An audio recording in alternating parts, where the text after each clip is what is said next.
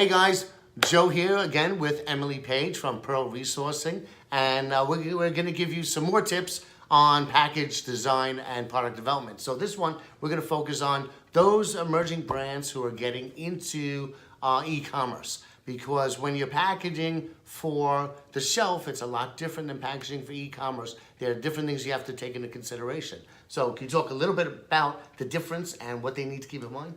Well, the number one thing you need to be aware of is that things that work on the shelf when a product is being shipped on a very tight pallet on a truck and not getting jostled around often doesn't work when a courier, who is tasked with as quickly as possible getting packaging and products to your door, is running away from dogs, etc. They might be treating it very differently, so your product may not last and arrive in one piece. Because it bounces around a little bit. Okay, yep. That's the number one thing that you have to worry about. And the second thing is that boxes and packaging need to actually fit into courier boxes. There's fixed flat rates based on whether the dimensions of a product. And sometimes you need to revise your packaging so that it actually fits more efficiently and saves a lot of money in those stock fixed boxes. Okay. And just, for the safety of the product, in terms of breakage, I think you gave an example once of, I think it was the mug, right? Yes. Can you talk a little bit about that? Yes. I think that was interesting. So there are different things that you can do to help protect your product when it's in transit.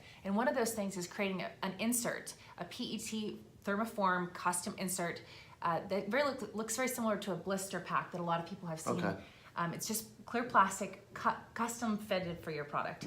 And what's really great about it is that it's fully recyclable if it's PET, and it can keep your product safe when it's being jostled. We had a custom, oversized, gorilla-sized mug that we were manufacturing, and we made packaging that was very efficient and tight for retail, because you want to be as close, really maximize the space there.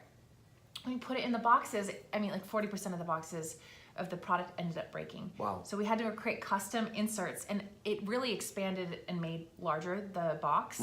But the good thing is we knew it was recyclable, and it ended up reducing and eliminating the breakage completely.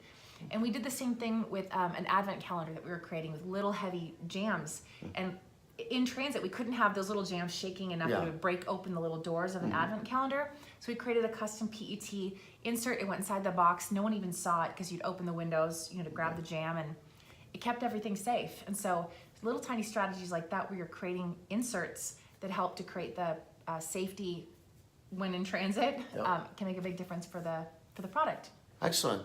So keep that in mind. If you're going to start getting into e-commerce, you need to factor these in, because your product's not going to be on the shelf. It's going to be bouncing around in a truck on the way to somebody's house. So thanks again for another quick tip.